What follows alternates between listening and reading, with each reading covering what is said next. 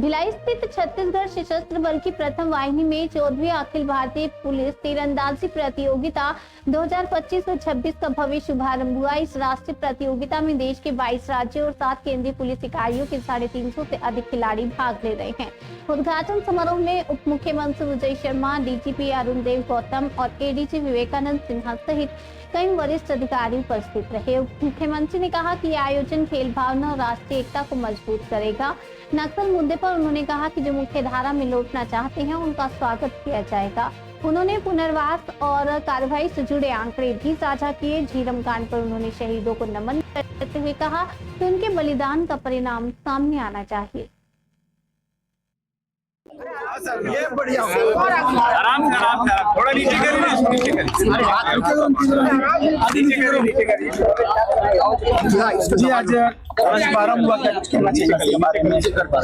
छत्तीसगढ़ की पुलिस पूरे भारतवर्ष में पुलिस विभाग के द्वारा आयोजित होने वाले आर्चरी चैंपियनशिप के 14वीं इस खेल का आयोजन कर रही है। छत्तीसगढ़ के पुलिस को इसके लिए मैं हृदय से शुभकामनाएं देता हूं। इससे पहले भी वेट लिफ्टिंग की एक प्रतियोगिता का आयोजन हुआ था, आप सब उसके साक्षी बने थे। और अभी फिर से इस आयोजन के लिए पूरे ताकत पूरे जोश खरोश के साथ छत्तीसगढ़ की पुलिस ने इस आयोजन को संभाला है, किया है। देश भर के सभी प्रांतों से और सेंट्रल के सभी आर्म्ड फोर्सेस से खिलाड़ी यहाँ आए, जवान यहाँ आए, उनका भी आज छत्तीसगढ़ की भूमि पर स्वागत किया है हम लोगों ने। आने वाले समय में बहुत सुंदर प्रतियोगिता यहाँ आपको देखने को जरूर मिलेगी। आपसे भी मैं आग्रह करता हूँ कि आप भी जरूर समय निकालें और इसको देखें, समाज तक इस विषय को जरूर पहुँचाएं। बजट डेडलाइन 35 दिन का है, जो नक्सली बच्चे हैं क्या अपील करना चाहते हैं? नक्सलियों ने खुद भी बालांगीर, बरगढ़, महासमुंद डिवीजन के लोगों ने स्वयं ही पत्र लिख करके ये कहा है कि हम वापस आना चाहते हैं। ऐसे और अनेक क्षेत्र में बातें हो रही हैं जो वापस आना चाहते हैं। हम 100 बार इस बात को कहते हैं कि न केंद्र की सरकार एक गोली चलाना चाहती, न राज्य की सरकार एक गोली चलाना चाहती। सरकारें इनके वापस आने पर, मुख्यधारा में आने पर लाल कालीन बिछाकर उनका स्वागत करती है और इनके सुरक्षा, सुविधा और स्वास्थ्य सभी का ध्यान रखा जाएगा। आने वाले समय पर इनके सामाजिक पुनर्वास, मानसिक पुनर्वास और आर्थिक पुनर्वास सबकी चिंता की जाएगी। बार बार आग्रह है ये सब वापस आ जाए। वो तो ठीक है, लेकिन छत्तीसगढ़ के पूर्व मुख्यमंत्री ताम्रध्वज साहू सीधा आरोप लगा रहे हैं 200 नक्सली अभी भी बचे हुए और बस्तर में छुपे। आंकड़ा दे रहे हैं आपको और आप बोल रहे हो। मुझे एक बात बताओ भाई, 6,500 से 200 हैं, आपको समझ में है बात? पूछना एक बार भैया से।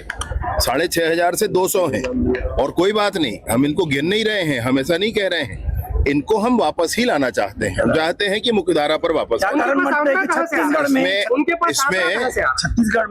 इसमें मैं आपसे मेरी बात सुनो। इसमें मैं आपसे ये कहना चाहता हूं कि मैं उनसे जो कहना चाहता हूं वो जरूर एक बार आप ध्यान करें और उन तक पहुंचाएं भी और समाज में भी पहुंचाएं। झीरम की घटना हुई थी जिसमें हम लोग ये कहते हैं, मैं ये बिल्कुल ये कहता हूं कि ये छत्तीसगढ़ का नेतृत्व उसमें नहीं रहा था। हालांकि वो कांग्रेस के नेता है, लेकिन हम मानते हैं कि छत्तीसगढ़ का नेतृत्व नहीं रहा। जब रात में भी 12 बजे मैं वहां से निकला हूं, मैंने झीरम के उस स्थान को प्रणाम किया है।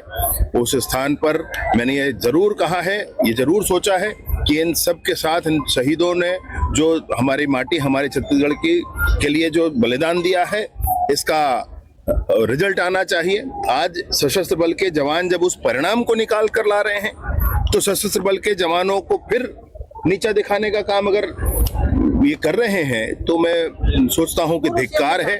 उनकी ही पार्टी के नेता थे जिनके जो शहीद हुए थे उस समय, और आज जवान जो कर रहे हैं वो उन्हीं के लिए वो काम कर रहे हैं। और उन जवानों की ही यही शौर्य पर प्रश्न चिन्ह लगाने वालों को मैं कुछ नहीं कह सकता भाई। भूपेश बघेल ने कहा है कि पैरामिलिट्री हटाने के बाद ही हम मानेंगे कि नक्सली मुक्त हुआ है। देखो भैया, नक्सल के टॉप लीडर, कल मुझे सूचना मिली कि देवजी नामक जो बसवराजू के बाद दूसरा नंबर का नक्सली था, जो उस समय उनके जनरल सेक्रेटरी के नाते अभी काम कर रहा था, उसने भी पुनर्वास किया और अन्य नक्सलियों ने भी पुनर्वास किया है। ये टॉप कैडर खत्म हुआ है, नीचे के सारे कैडर खत्म हुए हैं। आपको ध्यान आएगा कि हमने 2700 की संख्या, आपको 2700 से अधिक लोगों ने पुनर्वास किया है। 1800 से अधिक लोग गिरफ्तार हुए हैं, 500 से अधिक लोग न्यूट्रलाइज हुए हैं। ये संख्या कुल मिलाकर 6000 जाती, ये पूरा फोर्स उनका खत्म हो चुका है। आने वाले समय में जो थोड़ा समय और बच गया है वो भी एहतियातन सब कुछ करना पड़ेगा।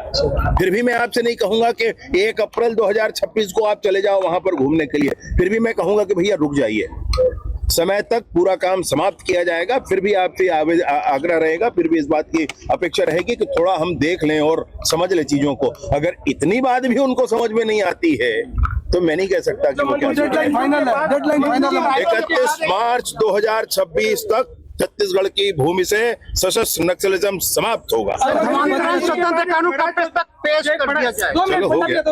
मंत्री जी, रायपुर के बाद एक बड़ा इलाका दुर्ग भी है, बिलासपुर भी है। कमिश्नरेट की प्रणाली आपने रायपुर में लागू कर दी, क्या आगे संभावना दुर्ग को लेके भी, क्योंकि रायपुर से दुर्ग चिपका हुआ है, हर ऐसा कोई एक हर वो महानगर छत्तीसगढ़ का जहां पर इसकी आवश्यकता है, कालांतर में भविष्य में यह जरूर लागू होगा। मैं नहीं कह सकता कब लागू हो रहा है, आज या कल या कब लागू हो रहा है, परंतु ये तो आवश्यकता है, ये तो व्यवस्था की आवश्यकता है। वहां पर हर जगह पर भी दुर्ग है, बिलासपुर है, और मैं कहता हूँ बड़े शहर जितने हमारे हैं मंदिरों के आसपास दूसरे समुदाय के लोग दुकानदारी नहीं कर पाएंगे, ऐसी कोई बात सामने आ रही है। जिस तरीके से लगातार प्रदर्शन हो रहे हैं, मुस्लिम समुदाय के द्वारा भी हो रहे हैं, हिंदू संगठनों के द्वारा भी हो रहे हैं, किस तरीके से देखते हैं? एक बड़ा घटना देवबलौदा बाजार में जो हुआ था उसके बाद देखिए, परस्पर हमको एक दूसरे के भाव के, एक दूसरे की मान्यताओं की चिंता करनी चाहिए। अगर मैं किसी मान्यता का व्यक्ति हूं तो मैं अपनी मान्यता के आधार पर अपने अनुष्ठान पूर्ण कर सकूं, इस बात को सुनिश्चित किया जाना चाहिए, शासन के द्वारा, प्रशासन के द्वारा, समाज के द्वारा, अन्य आसपास की व्यवस्थाओं के द्वारा। इसमें किसी को क्या आपत्ति हो सकती है? जिला पुलिस बल में धर्मांतरण के संदर्भ में हमारा मसौदा तैयार है, अंतिम परीक्षण की दिशा में है। मैं सोचता हूं कि इसी सत्र में, हमारे बजट सत्र में ही धर्मांतरण के संदर्भित कानून आएगा। बजट में पब्लिक को इस बार बजट फिर से बढ़कर आएगा। जिला पुलिस बहुत आभार आप सभी का, बहुत आभार। एक आम